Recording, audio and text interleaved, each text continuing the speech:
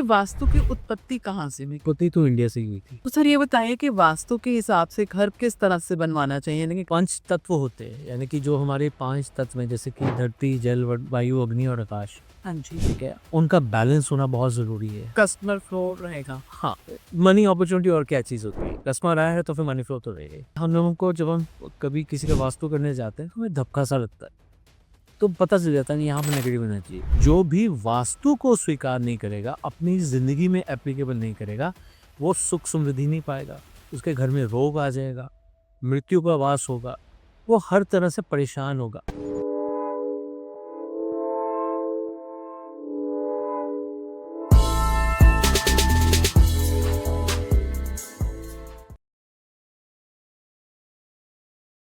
Hello viewers, एक बार फिर से बहुत-बहुत स्वागत है हमारे इस चैनल पे गुरप्रीत सर का। Hello sir, hello ji, thank you. आप इनसे पहले भी मिल चुके हैं। ये पास्ट लाइफ रिग्रेशन एक्सपर्ट हैं, हिप्नोथेरेपिस्ट हैं, एस्ट्रोलॉजर हैं, साथ ही साथ ये वास्तुशास्त्र एक्सपर्ट भी हैं। तो आज हमने गुरप्रीत सर को फिर से इनवाइट किया है। पास्ट लाइफ के ऊपर तो हम इनसे बहुत बार बात कर चुके हैं। इस बार बात करेंगे हम वास्तु के बारे में। कहाँ से आया वास्तु और कैसा होना चाहिए वास्तु जो कि हमारे घर में सुख, शांति, समृद्धि, जो चीज़ें हम चाहते हैं उस हिसाब से हमें मिल जाएँ। तो चलिए शुरू करते हैं आज का पॉडकास्ट। हेलो सर, हेलो जी। आप बताइए हमारे ऑडियंस को कि वास्तु आजकल बहुत चल रहा है, बहुत पुराने समय से भी चलता आ रहा है। तो ये वास्तु की उत्पत्ति कहाँ से हुई? कहाँ से आया था ये वास्तु? देखिए, वास्तु की उत्पत्ति तो इंडिया से ही हुई थी। ये तो कहना पड़ेगा कि भारतवर्ष में ही हमारे कई वेदों में भी इसका व्याख्यान है। जैसे अथर्ववेद है, अथर्ववेद में इसके बारे में बताया गया है। विष्णु पुराण है, स्कंद पुराण है, मत्स्य पुराण है।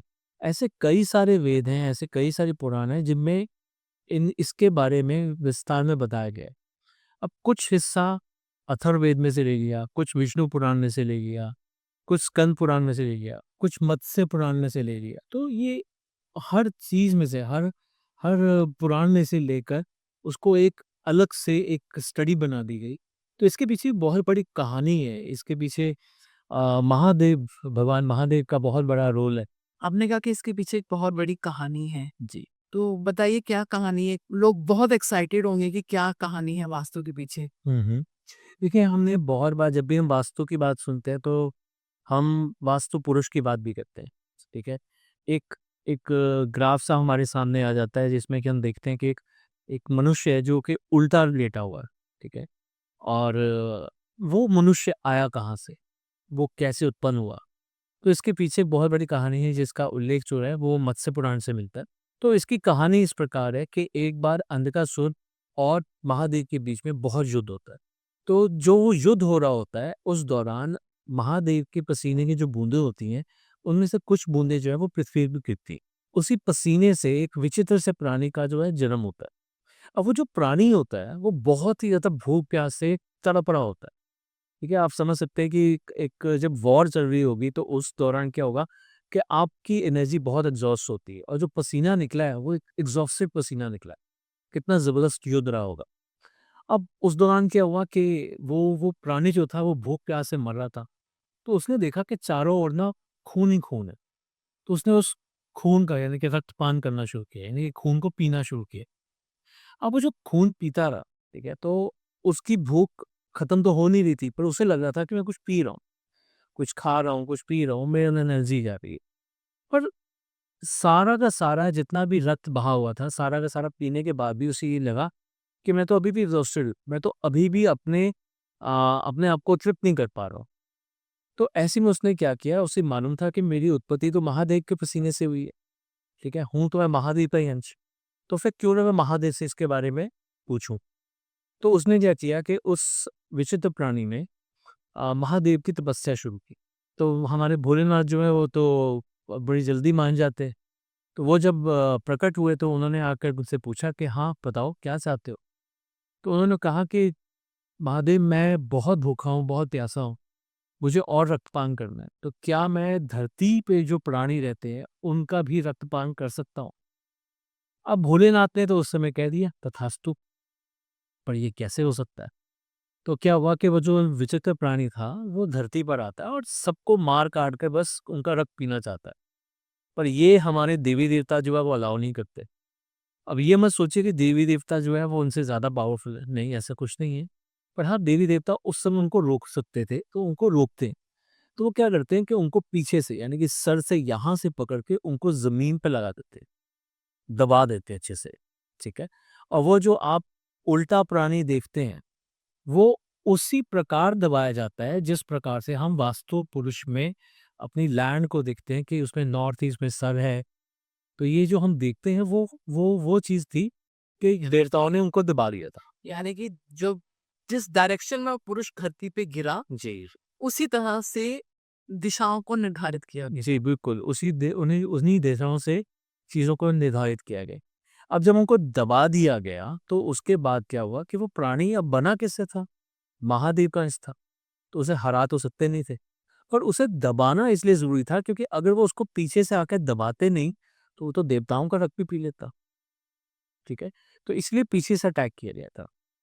अब जब उनको दबा दिया गया तो फिर उनको समझाने की कोशिश की गई कि देखिए रक्त पीने से आपकी भूख कभी भी पूरी नहीं होगी। तो वो प्राणी कहता है कि पर मुझे तो अपनी भूख पूरी करनी है, तो मैं इसमें क्या करूँ? तो ऐसे में जो वो देवतागण थे, अब पहली बात तो ये कि 45 देवी-देवता माने जाते हैं, पर एक्चुअली उसमें 45 नहीं थे। उसमें 27 देवता थे और 18 राक्षसगण थे, अच्छा। जिन्होंने मिलकर उनको काबू में रख के ऐसे नीचे दबाया था। क्योंकि सिर्फ सर नहीं दबाया था, पूरी बॉडी को दबाया गया था। तो जैसे हम वास्तु पुरुष को देखते हैं, वो दबाने का मकसद क्या है कि उसमें कुछ कोना देवताओं के पास है, कुछ कोना जो है वो राक्षसों के पास भी है। अच्छा। इसीलिए किसी नहीं तो अगर देखो हर चारों तरफ ही अगर देवता होते, तो ये क्यों माना जाता है कि ये डायरेक्शन अच्छी है, ये डायरेक्शन बुरी है, ठीक है? जो पॉजिटिव एनर्जी वो इस डायरेक्शन से एंट्री से आती है, तो फिर एंट्री तो कहीं से भी हो सकती थी। खैर हम एंट्रीज़ पे बाद में बात करेंगे। तो कहने का मतलब ये है कि ऐसे उनको दबाकर उनको समझाया जाता है कि ये जो धरती जो है ये 5 एलिमेंट से बनी है। तो जो पुरुष, जो कोई इंसान भी इन 5 एलिमेंट्स और डायरेक्शंस का ध्यान नहीं रखेगा, जो भी वास्तु को स्वीकार नहीं करेगा, अपनी ज़िंदगी में एप्लीकेबल नहीं करेगा, वो सुख समृद्धि नहीं पाएगा। उसके घर में रोग आ जाएगा, मृत्यु का वास होगा, वो हर तरह से परेशान होगा। यानी कि वो अब आपका भोजन बनेगा। इसीलिए कहा जाता है कि वास्तु को अपनाना बहुत ज़रूरी है। आप देखिए ना, जितने भी पुराने मंदिर हैं, वो वास्तु अनुसार बने हैं। हाँ जी। ठीक है? हम जो सन टेम्पल कहते हैं, कोणार्क, ठीक है? सूर्य मंदिर, तो वो भी वास्तु अनुसार बना हुआ है। ठीक है? अजंता एलोरा की जो केव्स हैं, वो भी वास्तु के अनुसार बनी हुई है। ठीक है? पुराने जो बहुत पुराने घर देखे जाते हैं, वो सब वास्तु के अनुसार बने हुए हैं। हाँ, तभी हमारे ट्राइबेट से भी वास्तव में कहा जाता है कि खुला स्थान रखना चाहिए। तो पुराने मकान ऐसे ही बने होते थे। पहले आंगन होता था खुला और चारों तरफ मकान ऊपर मकान होते थे। और उसमें भी डायरेक्शन होती है कि इस डायरेक्शन में हम खुलापन रखेंगे, ओपन स्पेस रखेंगे और इस डायरेक्शन को बिल्कुल भी ओपन नहीं छोड़ेंगे। इस डायरेक्शन पे हम ज़्यादा से ज़्यादा वज़न रखेंगे। फॉर एग्ज़ाम्पल उस ज़माने में क्या होता था कि जो मकान बनाए जाते थे वो खेतों के बीच में बनाए जाते थे। तो जितना भारी सामान होता है जैसे हल हो गया, ऐसी चीज़ें हो गई, उनको साउथ डायरेक्शन में रखा जाता था ताकि भारीपन रहे, साउथ डायरेक्शन भारी रहे। ठीक है, तो वो चलो डायरेक्शन पे हम बाद में आएँगे, पर एक्चुअली जो आप जानना चाहती थी कि ये कॉन्सेप्ट या फिर ये जो वास्तु पुरुष कहाँ से आया? तो वो जो कहानी थी वो ये थी। अब इसमें मैंने जैसा आपको बताया कि इसमें टोटल 45 देवी-देवता माने जाते हैं, पर इसमें 27 देवी-देवता थे और 18 जो थे वो राक्षसगण थे। तो जिसने जहाँ से उस वास्तु पुरुष को दबाया था, वो डायरेक्शन उसे इस हिसाब से अलॉट हुई। तो फिर वास्तु में दिशाओं का निर्धारण कैसे किया गया? देखिए, दिशाएँ जो हैं वो तो जैसे हम आज की डेट में मानते हैं, नॉर्थ, ईस्ट, साउथ और वेस्ट, ठीक है? हर दिशा के जो है अपने-अपने एक कहते हैं ना कि खूबियाँ हैं, हाँ जी। ठीक है? हर किसी के अपने-अपने कुछ ना कुछ प्रॉब्लम्स भी हैं। कौन-सी चीज़ किस डायरेक्शन में होनी चाहिए, ओपन स्पेस कहाँ होना चाहिए, बंद स्पेस कहाँ होना चाहिए, अग्निकोण कहाँ हो सकता है, जल कहाँ हो सकता है, खुला स्पेस कहाँ होना ज़रूरी है। जैसे ब्रह्म स्थान माना जाता है कि उसे खुला होना बहुत ज़रूरी है। कैसी-कैसी चीज़ें घर के अंदर होनी चाहिए, कैसी-कैसी चीज़ें घर के बाहर होनी चाहिए। तो ये सब कुछ जो है वो डायरेक्शंस पे बेस होता है। मेन डायरेक्शंस उसकी 4 है। 4 को अगर हम आगे सेग्रीगेट करते हैं तो 16 बन जाता है। 16 को और सेग्रीगेट करते हैं तो 32 बन जाती है। तो मतलब उस सब के लिए हर एक कोना जो है वो निर्धारित किया गया है। तो ये देवताओं के बेसिस पे कौन-सा अग्निकोण बनेगा, कहाँ पर क्योंकि हाइट ज़्यादा होनी चाहिए, कहाँ पर हाइट कम होनी चाहिए, कहाँ पर भारीपन होना चाहिए, कहाँ पर हल्कापन होना चाहिए, कहाँ पर ओपन स्पेस होना चाहिए, कहाँ पर बिल्कुल ब्लॉक होना चाहिए, कहाँ पर वॉशरूम होना चाहिए, कहाँ पर बेडरूम होना चाहिए, बेडरूम की डायरेक्शन किस हिसाब से होनी चाहिए। तो सर ये बताइए कि वास्तु के हिसाब से घर किस तरह से बनवाना चाहिए? यानी कि घर की संरचना हमें किस तरह से करनी चाहिए? घर की संरचना करने के लिए मैं कहूँगा कि सबसे पहली चीज़ है एनर्जी।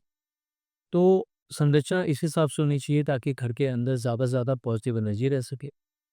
नेगेटिव एनर्जी घर के बाहर ही रहे।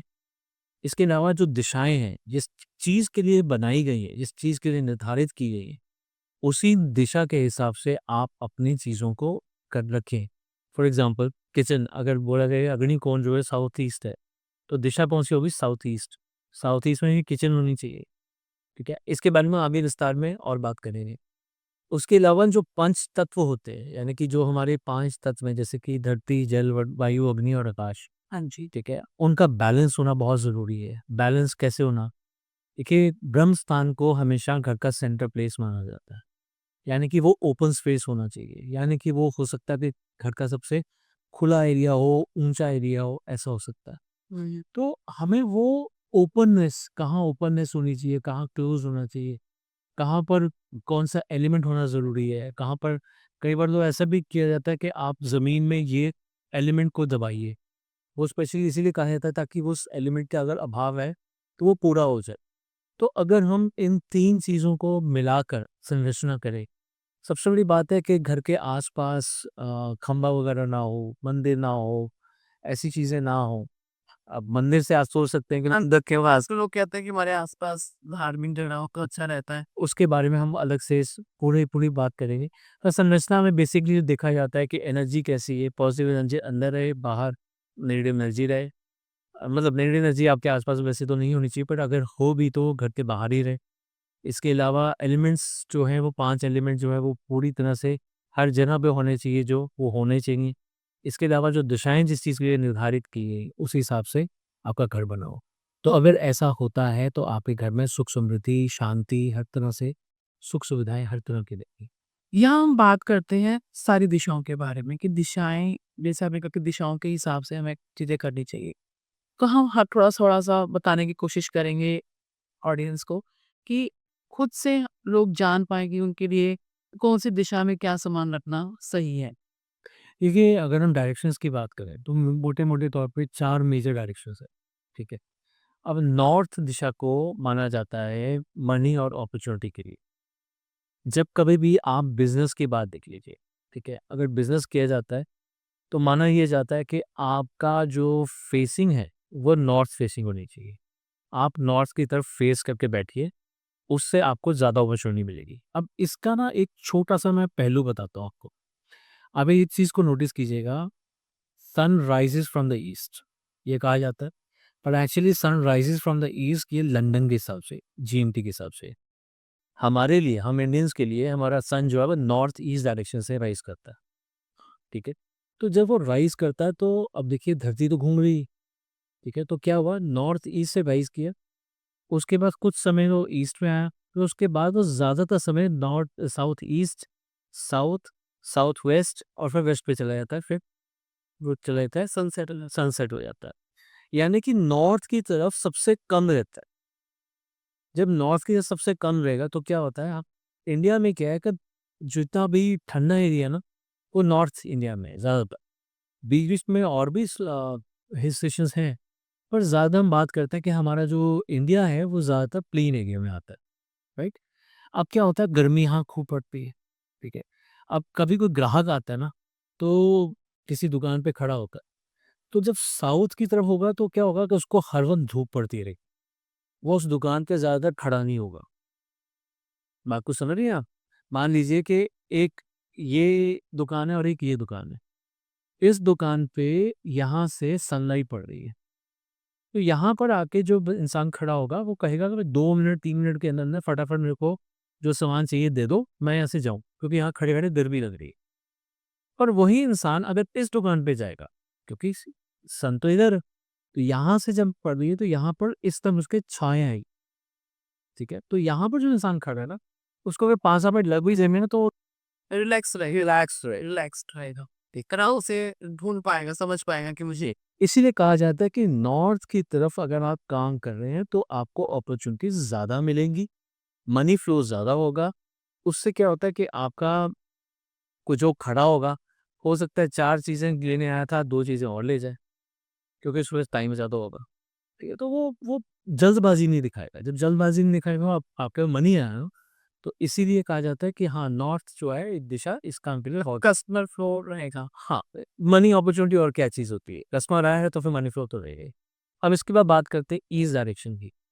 तो देखिए ईस्ट डायरेक्शन जो होती है वो सोशल एसोसिएशन के लिए बहुत अच्छी मानी जाती है। अगर आप ईस्ट की तरफ फेस कर रहे हैं तो आपका सोशल एंगेजमेंट ज़्यादा बढ़ता है। आप देखिएगा ज़्यादातर लोग क्या करते हैं, जितने भी पॉडकास्ट होते हैं, आप जाने में अनजाने में किसी ने नोटिस किया हो ना किया हो, ज़्यादातर उनका फेसिंग जो है ईस्ट की तरफ आ जाता होगा, ठीक है। क्योंकि वो जब पॉडकास्ट शूट हो रहा है तो इसका मतलब वो सोशल एंगेजमेंट के लिए शूट हो रहा है। जितने भी स्टेज बनते हैं वो ईस्ट की तरफ फेसिंग हो जाते हैं, और ईस्ट की तरफ भी आप मान के चलिए कि धूप कम कम रहती है, क्योंकि सन जब ऐसे नॉर्थ ईस्ट से घूमते हुए जाएगा ज़्यादातर वो साउथ ईस्ट, साउथ वेस्ट ऐसे रहता है। तो मेजर पार्ट जो होता है ना वही दोपहर का, वो साउथ का रहता है। इसीलिए ईस्ट डायरेक्शन में भी आपकी सोशल एंगेजमेंट ज़्यादा होती है। जितने भी सोशल रिलेटेड काम होते हैं, सोसाइटी रिलेटेड काम होते हैं, वो ईस्ट डायरेक्शन में ज़्यादा होते हैं। इसके बाद हम बात करते हैं साउथ डायरेक्शन के बारे में। अब साउथ डायरेक्शन जो है ना, आप नोटिस कीजिए, इंडिया में देख लेते हैं, ठीक है। हम अगर केरला जाते हैं, तमिलनाडु जाते हैं, तो हम बहुत ग्रीनरी देखते हैं, ठीक है। पानी बहुत है वहाँ पर, ग्रीनरी बहुत है। इसका मतलब क्या है कि वहाँ पर लोग रिलैक्स होने जाते हैं, ठीक है। आपने देखा होगा ज़्यादातर लोग क्या करते हैं, शादी होती है तो हॉलिडे डेस्टिनेशन क्या है उनका, या तो केरला है, लक्षद्वीप है, या फिर मालदीव्स, या फिर मॉरिशस साइड चले जाते हैं। तो वो क्या है, साउथ डायरेक्शन पड़ रही है, ठीक है। हम नॉर्थ इंडियंस के हिसाब से साउथ डायरेक्शन पड़ रही है। तो वो रिलैक्सेशन के लिए कह लीजिए, एक फ़िल्म के लिए कह लीजिए। आप वहाँ पर देखिए कि ग्लिटरिंग बहुत होता है काम। आप साउथ की मूवीज़ देखते हैं, उसमें कितना ज़्यादा वो ग्लिटरिंग करके दिखाते हैं, कितना चमकीला दिखाते हैं हर चीज़ को। तो वहाँ पर ग्लिटरिंग बहुत होती है, वहाँ पर फ़ेम बहुत होता है। जितना आप साउथ में जाएँगे, वहाँ पर उतना ही ज़्यादा आपको फ़ेम दिखेगा। आप एक चीज़ नोटिस कीजिए, दिल्ली की बात करते हैं, ठीक है? मुझे लगता है दिल्ली का सबसे जो पॉश एरिया है ना, वो साउथ सॉरी, नो, सब नहीं। उसी तरह से जो मूवीज़ का है, अब देखिए एक बात को सोचिए, बॉलीवुड तो कब से चला आ रहा है, पर क्या कभी भी साउथ की जो मूवीज़ थी, हुँ, पर क्या कभी भी साउथ की जो मूवीज़ थी, उन्होंने सरेंडर किया? वो हमेशा से अपने आप में बहुत सक्सेसफुल रही। बहुत बड़ी इंडस्ट्री रही है। ये बहुत बड़ी इंडस्ट्री रही है। सबसे बड़ी बात है कि जो कहते हैं कि सबसे बड़े सुपरस्टार रजनीकांत, वो भी साउथ से ही आते हैं। तो फेम कहाँ है सबसे ज़्यादा? साउथ में है। जी। तो इसलिए अगर फेम पाना चाहते हैं तो south is the best place. और कहा जाता है कि सोने के टाइम पे, मैं इक्वेटर के ऊपर के लोगों के लिए बात कर रहा हूँ, सोने के समय पे भी आपका सर साउथ की तरफ होना चाहिए, तभी आपको रिलैक्स नींद आती। ठीक है? तो मैंने क्या कहा था, south direction is for relaxation and for fame. ठीक है?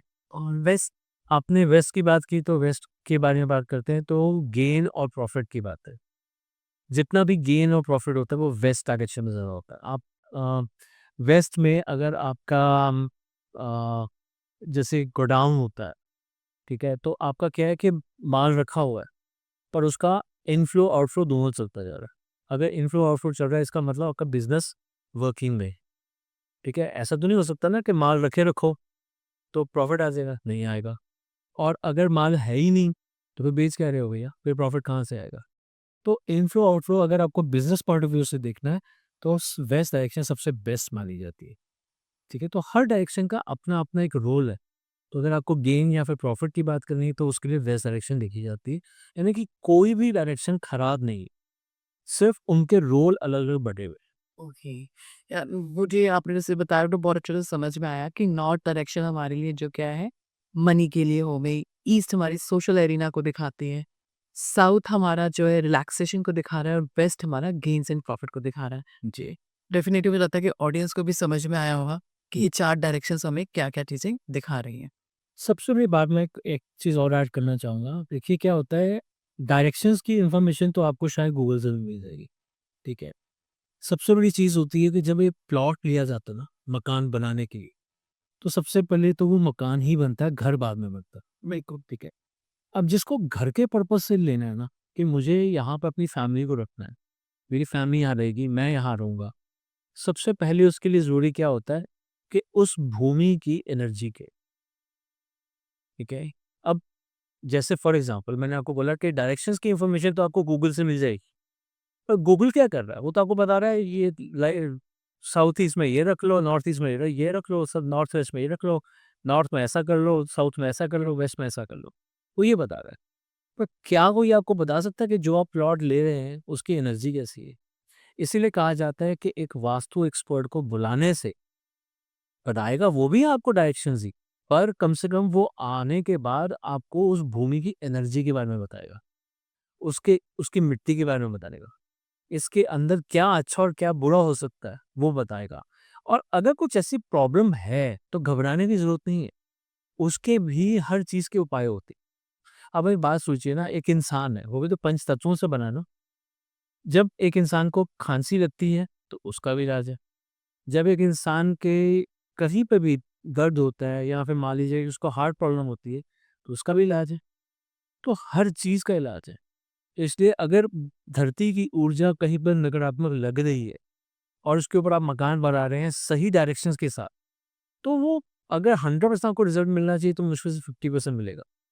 पर अगर वास्तु एक्सपर्ट सच में आपके लिए ये बता सके उसकी एनर्जी कैसी है और उसको कैसे ठीक किया जा सकता है, तो उससे आपको अगर 100% ना भी मिले, तो कम से कम 80 टू 90% के रेंज में आप आ जाते हैं और आपको बहुत अच्छे रिज़ल्ट मिलते हैं। तो अगर कोई भी व्यक्ति प्लॉट खरीद रहा है, आज के टाइम पे लोग प्लॉट कम खरीदते हैं, लेकिन अगर वो प्लॉट खरीद खरीद रहा है, तो कैसे पहचान सकता है कि भूमि की एनर्जी कैसी है? देखिए, फिर वही बात है, एक नॉर्मल इंडिविजुअल को पहचानना मुश्किल होगा, उसके कई सारे टेस्ट भी होते हैं और सबसे बड़ी बात ये होती है, एक वास्तु एक्सपर्ट जब जाता है ना अपनी अपनी खुद की एक एनर्जी पोजेस करता है। वो जानता है कि मैं वहाँ जा रहा हूँ, मैं वहाँ पहुँच के मुझे क्या महसूस हो रहा है। कई बार क्या होता है हम लोगों को जब हम कभी किसी का वास्तु करने जाते हैं, हमें धक्का-सा लगता है, तो पता चल जाता है नहीं यहाँ पे नेगेटिव एनर्जी है। जैसे कि भक्का-सा लगता है, अब धक्का लगा तो इसका मतलब क्या है कि कुछ नेगेटिव एनर्जी है। अगर नेगेटिव एनर्जी है तो फिर डेफ़िनेटली जो वास्तु एक्सपर्ट होगा वो उसके लिए आपको कोई ना कोई उपाय बताएगा। ऐसे मान लेते हैं कि किसी भी एक लेमैन ने एक प्लॉट लिया, ठीक है? अब वो भी जानना चाहता है कि उसकी एनर्जी कैसी है, तो प्लॉट के सेंटर में आ जाइए। मैं आपको एक बड़ा ही सिंपल सा तरीका बता रहा हूँ पर ये सिंपल सा तरीका एक ही इस चीज़ का कोई वो पैरामीटर नहीं है, इसमें और बहुत सारे टेस्ट होते हैं। तो मैं आपको एक उसका एक टेस्ट बता रहा हूँ, क्या करते हैं कि आप प्लॉट जो लेते हैं, अगर वो समतल है, बिल्कुल प्लेन है। जैसा होता है ना कई जगह पे नीची ऊंची ज़मीन है, तो पहले आप समतल कर लीजिए अच्छे से, जैसे रोल आउट कर लिया उसको अच्छे से। उसमें एक इतना गहरा, बाजू के बराबर एक गहरा गड्ढा कीजिए, इस बिल्कुल सेंटर, ठीक है? हाथ के जितना चौड़ा हो सकता है और इतना गहरा हो सकता है। ठीक है। उतनी मिट्टी निकाल ली आपने। मिट्टी निकालने के बाद उसमें दोबारा पहले उसको अच्छे से ठीक-ठाक करके, उसके अंदर थोड़ा-सा पानी डाल के, ठीक है? फिर उसके बाद उसके अंदर वो मिट्टी भर दीजिए। अब क्या होता है मिट्टी या तो भरने के बाद अच्छे से दबानी है, ठीक है? तो भरने के बाद या तो हो सकता है कि उसके अंदर गड्ढा-सा पड़ गया, ठीक है? या बिल्कुल बराबर हो गई और यहाँ थोड़ी-सी मिट्टी बच गई, यानी कि वो उभार-सा आ गया उसके ऊपर, ठीक है? तो अगर तो उभार-सा आ जाता है तो इसका मतलब लैंड बहुत अच्छी, ठीक है? पर ये एक पैरामीटर बताया है, पैरामीटर्स और भी बहुत सारे होते हैं। कई बार ऐसा भी हो जाता है कि मिट्टी जो है जितनी खोद के निकाली बाद में वो उतनी भरपाई नहीं होती, हाथ ही रह जाता है, तो मैंने कहा ना कि गड्ढा-सा बन जाता है, इसका मतलब वो कम पड़ गई। कम पड़ गई। इसका मतलब वो जितना उसने दिया उतना वापस लेने के बाद भी उसको कम ही पड़ गई। तो यानी कि अगर ऐसी है तो वो प्लॉट हमारे लिए ठीक नहीं होगा। अब अगर मकान आप ले चुके हैं, प्लॉट खरीद चुके हैं, तो अब आप क्या करेंगे? एक टेस्ट के बेसिस पे क्या प्लॉट बेच देंगे? ठीक है? प्रॉपर्टी कुछ सस्ती तो आती नहीं। तो अगर ऐसा कुछ है तो आप प्लीज़ एक वास्तु एक्सपर्ट को ज़रूर बुलाएँ, ताकि वो आपको इसके उपाय बताए। अब मैं आपको उपाय अभी बताने भी लग गया, तो जो उपाय में चीज़ें लगती हैं वो आपको मिलेंगी ही, ओके। ठीक है? और उसके और भी बहुत पैरामीटर्स होते हैं। सिर्फ़ एक टेस्ट फ़ेल होने की वज़ह से हम ये नहीं कह सकते कि जो प्लॉट है वो खराब है। जी, उसके साथ वाला इंसान क्या पता बहुत फल-फूल रहा हो, ठीक है? उसके साथ में जो मकान बना हो वो बहुत फल-फूल रहा हो, तो आप क्यों नहीं फल-फूल सकते? थोड़ी-सी कमी है अगर, तो कोई बात नहीं, इसको पूरा किया जा सकता है। वो एक वास्तु एक्सपर्ट हाँ, इसलिए मकसद डराना नहीं है, सिर्फ़ बताना है कि अगर कोई प्रॉब्लम है तो प्रॉब्लम से घबराइए मत, सॉल्यूशन हर चीज़ का है। सिर्फ अवेयरनेस देने का मकसद है हमारा जी। तो थोड़ा-सा और बताइए कि मुख्य द्वार किस दिशा में होना चाहिए? देखिए, अगर आप प्रवेश द्वार की बात करेंगे तो प्रवेश द्वार सबसे बेस्ट माना जाता है नॉर्थ डायरेक्शन का, ठीक है? नॉर्थ भी अच्छा है, ईस्ट भी अच्छा है, ठीक है? सबसे बड़ी बात ये है कि जो मुख्य द्वार होता है वो चौड़ा होना चाहिए, साफ-सुथरा होना चाहिए, वहाँ गंदगी कभी भी नहीं होनी चाहिए। अगर हो सके, अगर पॉसिबल हो, तो उसके आस-पास स्वास्तिक का निशान हो तो बहुत अच्छा माना जाता है, ठीक है? आप बेलपत्र की माला लगा सकते हैं, ये बहुत अच्छा माना जाता है। कोशिश कीजिए कि आपके मेन डोर के पास खंबा ना हो, सीढ़ियाँ ना हो, और अगर हैं तो फिर डेफ़िनेटली उसका भी उपाय होगा।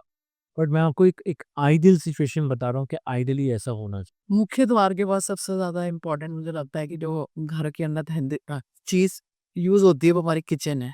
चाहे वो मेल है या फीमेल है। तो एक बार किचन के लिए भी कुछ इंस्ट्रक्शंस, कुछ गाइडेंस दे पाएँ कि किस तरह की किचन होनी चाहिए? ये बात वो आपने बहुत अच्छी की कि यार सबसे ज़्यादा जो टाइम स्पेंड होता है वो किचन में होता है। आज के डेट में सिर्फ फीमेल्स ही किचन नहीं बनाती हैं बल्कि मेल्स भी बहुत ज़्यादा पार्टिसिपेट करते हैं किचन में। So that's another good thing. देखिए, वैसे तो किचन के लिए सबसे बेस्ट डायरेक्शन जो मानी जाती है वो साउथ ईस्ट मानी जाती है, और उसमें भी थोड़ा-सा ध्यान दीजिएगा।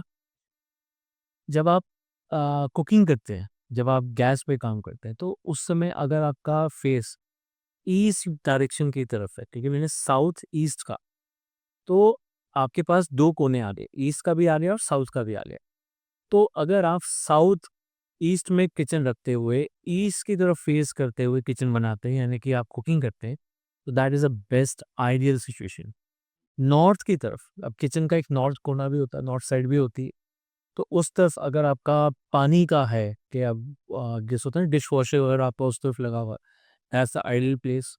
और साउथ वेस्ट कह लीजिए, उस डायरेक्शन में अगर आपके कोई इलेक्ट्रिकल्स हैं, तो वो बेस्ट प्लेस मानी जाती है, ठीक है? पर एक चीज़ को ध्यान रखिएगा कि आपको कुकटॉप और पानी, इनको बिल्कुल साथ-साथ में नहीं रखना, क्योंकि उससे फिर नकारात्मक ऊर्जा बनती है। वो अग्निकुंड में समझिए कि आप एकदम से पानी को ले आए हैं, तो फिर क्या होगा? गड़बड़ होगी। थोड़ा-सा बेडरूम के बारे में भी बताएँ। तो बेडरूम के लिए मैं आपको ये कहूँगा कि सबसे अच्छी डायरेक्शन मानी जाती है वो साउथ, साउथ वेस्ट मानी जाती है। देखिए, इसमें भी क्या होता है कि आपका फेस यानी आपका सर जो है सोते समय साउथ की तरफ रहे तो बहुत अच्छा माना जाता है। ईस्ट की तरफ भी रह सकता है, तो आप ये 2 दीवारें कंज़्यूम कर सकते हैं। बेड के बिल्कुल सामने की तरफ शीशा नहीं होना चाहिए, ये भी बिल्कुल अच्छा नहीं माना जाता। तिजोरी कहाँ रखनी चाहिए? देखिए, तिजोरी ऐसी डायरेक्शन में रखनी चाहिए, जहाँ पर कि आप ये मान के चलिए कि जब हम तिजोरी को खोलते हैं, तो खोलने के टाइम पे वो खुले या तो नॉर्थ की तरफ या ईस्ट की तरफ। ओके, ठीक है? यानी कि आपके कमरे में अगर अलमारी है साउथ में, तो साउथ में उसको रखिए ताकि जब वो खुली है तो उसका फेस कहाँ होगा? नॉर्थ की तरफ होगा। या फिर वेस्ट की तरफ अगर अलमारी है, तो वेस्ट में रखिए ताकि उसका जो जो खोला जाए तो वो ईस्ट की तरफ खुलेगा। वैसे नॉर्थ ईस्ट भी अच्छी मानी जाती है, तो अब नॉर्थ ईस्ट की तरफ भी अगर उसका मुँह खुलता है, तो वो भी बहुत अच्छा माना जाएगा। बाथरूम और टॉयलेट कौन-सी डायरेक्शन से होनी चाहिए? वॉशरूम भी देखिए सबसे अच्छी जगह जो मानी जाती है, वो मानी जाती है या तो वेस्ट डायरेक्शन या फिर नॉर्थ वेस्ट डायरेक्शन। जब भी बाथरूम यूज़ किया जाता है, वो किस काम के लिए यूज़ किया जाता है? अपने शरीर की गंदगी निकालने के लिए।